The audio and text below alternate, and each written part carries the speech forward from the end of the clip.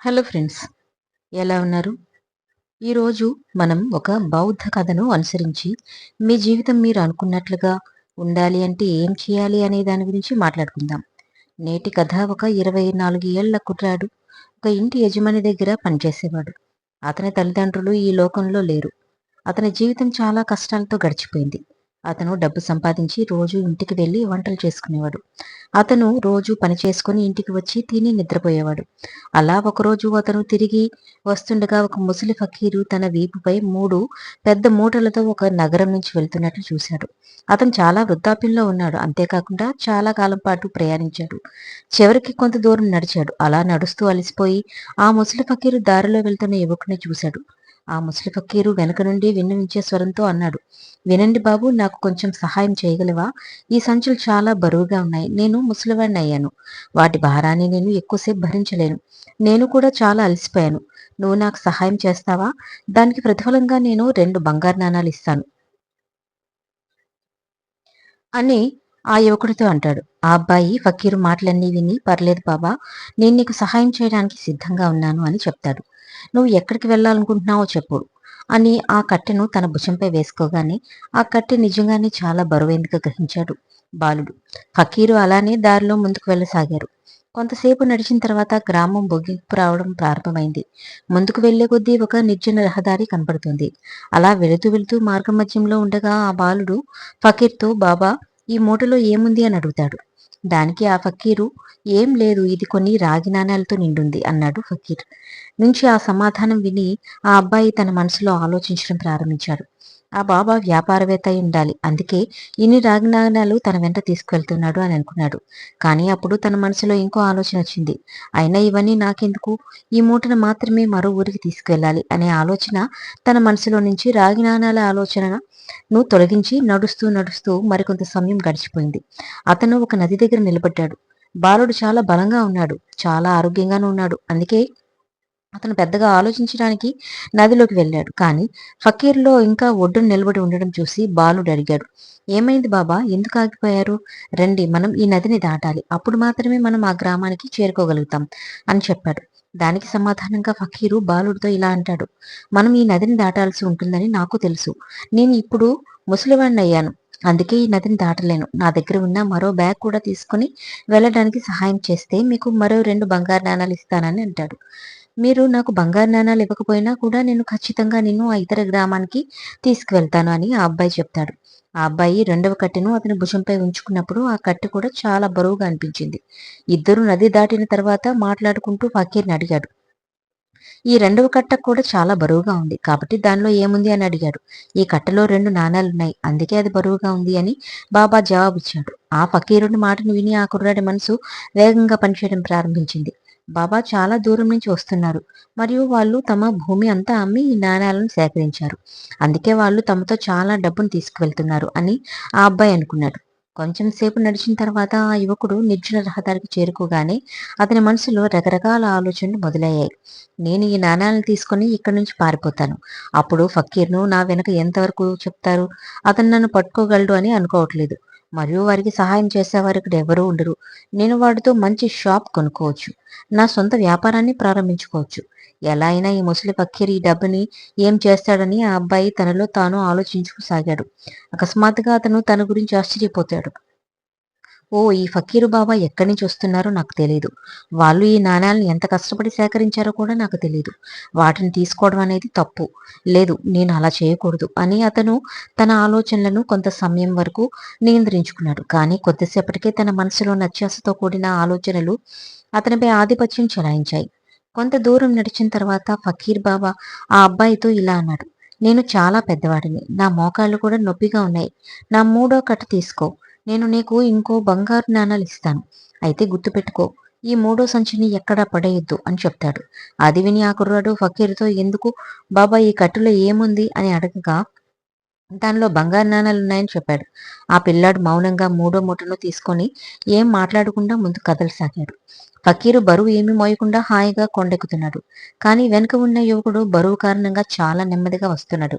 కానీ బంగారు నాణాల పేరు విన్నప్పటి నుంచి అతని మనసు పరిగెడుతుంది. ఈ నాణాలన్నీ నాకు లభిస్తే నేను నా జీవితంలో సెటిల్ అయిపోవచ్చు అని అనుకున్నాడు. కానీ ఇంతలోపే ఈసారి ఆ బాలుడు ఆ ఫకీర్ బాబా ఒక దొంగేమో అని, లేదా ఒక వ్యాపారవేత్త అప్పుడు అని ఆ పద్ధతిలో కాలినడకన ప్రయాణించాడు. అతని వద్ద అంత డబ్బుంటే అతను ఖచ్చితంగా ఏదో ఒక మార్గాన్ని ఉపయోగిస్తాడు. దొంగ యొక్క డబ్బులను మనం దొంగలిస్తే ఏంటి నష్టమని ఆలోచించాడు. దాంతో బాలుడు చాలా వేగంగా కొండపైకి ఎక్కడం మొదలుపెట్టాడు. మెల్లగా ఫకీర్ను అధిగమించాడు. అతను ఈ కొండ ఎక్కడం పూర్తి చేసిన వెంటనే ఈ 3 కట్టెలతో నేను పారిపోతాను. ఆ డబ్బు అంతా నాదే అవుతుంది. నా దరిద్రం కూడా తీరిపోతుంది అని అనుకున్నాడు. అప్పుడు బాలుడు ఫకీర్ యొక్క దృష్టి నుంచి తప్పించుకొని ముందుకు వెళ్తూ ఉండగా ఒక్కసారిగా ఆ 3 మూటల కట్టెల బరువును తగ్గినట్టుగా అనిపిస్తుంది. అతను చాలాసేపు ప్రజల దృష్టిని తప్పించుకోవడానికి పరిగెత్తే క్రమంలో ఆ బరువును పట్టించుకోడు. అలా తన ఇంటికి చేరుకున్న తర్వాత ఆ నాణాలన్నింటినీ ఎక్కడైనా దాచాలి అని అనుకుంటాడు. అలా ఆలోచిస్తూ మొదటి కట్టను తెరిచాడు. తుప్పు పట్టిన ఇనుప నాణాలు కనిపిస్తాయి. రెండవ సంచి తెరిచి చూస్తే అందులో కూడా తుప్పు పట్టిన నాణాలే కనిపిస్తాయి. బాలుడు ఆశ్చర్యపోతాడు. తనలో తానే ఏంటిదంతా, ఫకీర్ ఇంకేదో చెప్పాడు కదా. ఇప్పుడు 3వ బంగారపు మూట తెరిచాడు. అందులో తుప్పుపట్టిన ఇనుప నాణాలు మాత్రమే ఉన్నాయి. ఆ అబ్బాయికి చాలా కోపం వచ్చింది. ఫకీర్ ఒక కట్టెలో రాగి నాణాలున్నాయని, మరో కట్టెలో వెండి నాణాలున్నాయని ఎందుకు అబద్ధం చెప్పాడు? అదంతా ఆలోచిస్తూ ఉండగానే ఆ కట్టె లోపల పడి ఉన్న ఒక ఉత్తరం కనబడింది. ఆ ఉత్తరంలో నేను ఈ రాజ్యానికి రాజు అని రాసి ఉంది. నాకు పిల్లలు లేరు. అందుకే నేను నా రాజ్యం నుంచి ఈ రాజ్యానికి రాజుగా మార్గల మరియు రాజ్యభారాన్ని నిర్వహించగల నిజాయితీ అయిన వ్యక్తి కోసం వెతుకుతున్నానని రాసి ఉంది. అతను పూర్తిగా నిజాయితీపరుడు మరియు అతని మనసులో ఎలాంటి దురాశ లేనివాడు ఈ రాజ్యభారాన్ని తట్టుకోగలడు అని కూడా ఉంది.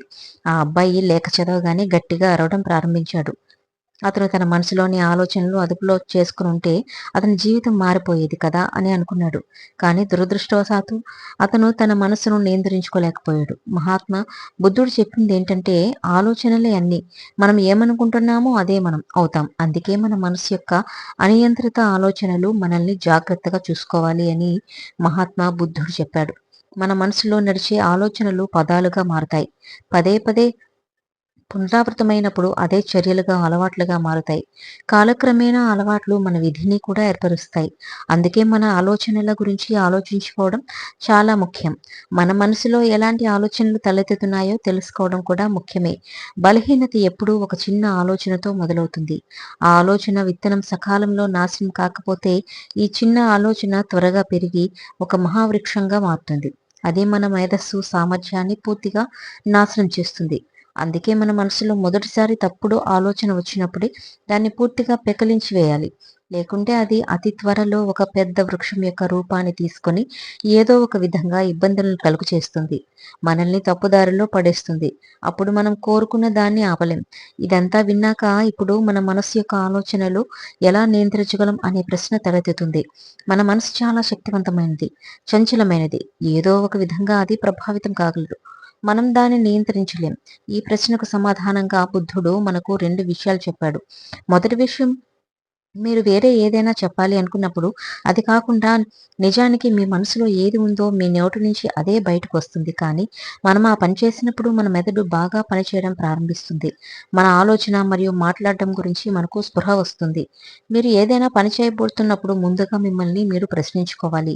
నేను ఏం చేయబోతున్నాను? దాని వెనుక నా ఉద్దేశం ఏమిటి? నేను ఇతరులకు బాధ పెట్టాలనుకుంటున్నానా?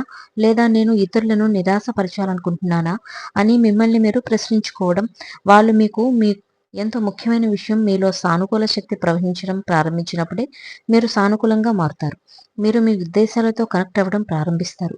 మీలో ఉన్న ప్రతికూల శక్తి మరియు ప్రతికూల ఉద్దేశాలు రోజు రోజుకు తగ్గుతాయి. అయితే మీరు ప్రతిరోజు దీన్ని చేయాలని గుర్తుంచుకోండి. మీరు ఎల్లప్పుడూ మంచి ఉద్దేశాలను కలిగిన విషయాలను మాత్రమే ఆలోచించాలని గుర్తుపెట్టుకోండి. అప్పుడు మాత్రమే మీరు దుఃఖం మరియు కష్టాల నుంచి తప్పించుకోగలరు. లేకుంటే మీరు దుఃఖాలు మరియు ఇబ్బందులతో ఉంటారు. దాని నుంచి ఎప్పటికీ బయటపడలేరు. కాబట్టి మీ ఆలోచనల పట్ల సరైన అవగాహనను పెంచుకోండి. క్రమక్రమంగా మీ మనసు ప్రశాంతంగా మారుతుంది. ప్రతికూల ఆలోచనలన్నీ అదృశ్యమవుతాయి. మీరు శాంతి వైపు వెళ్ళటం మొదలవుతుంది. దీనికోసం మీరు చేయాల్సిందల్లా మీ కళ్ళ ముందు ఏం జరుగుతుందో చూడటం, మీ భావాలకు మరియు జ్ఞాపకాలకు ఎటువంటి స్పందన ఇవ్వకుండా వాటిని కేవలం చూస్తూ ఉండాలి. దాంతో మీ మనస్సు ఖాళీగా మారడం ప్రారంభమవుతుంది. దాని తర్వాత మీరు ప్రతికూల ఆలోచనల గురించి ఆలోచించకుండా మీరు అనేక దుఃఖాలు మరియు ఇబ్బందులకు దూరంగా ఉండగలుగుతారు. అందుకే బుద్ధుడు ఇలా చేయమని అందరికీ చెప్పాడు. వాస్తవానికి ఏ మనిషి అయినా తన మనస్సును తాను మాత్రమే నియంత్రించుకోవాలి. మార్చుకోగలడు. అతని జీవితాన్ని సంతోషంగా మరియు సమృద్ధిగా మార్చుకోగలడు. అందుకే మీరు కూడా మీ జీవితాన్ని సంతోషంగా మరియు సంపన్నంగా మార్చుకోవాలనుకుంటే మొదట మీరు మీ మనసును నియంత్రించుకోవాలి. మీ మనసులో మెదులుతున్న ఆలోచనల గురించి మీరు క్షుణ్ణంగా తెలుసుకోవాలి.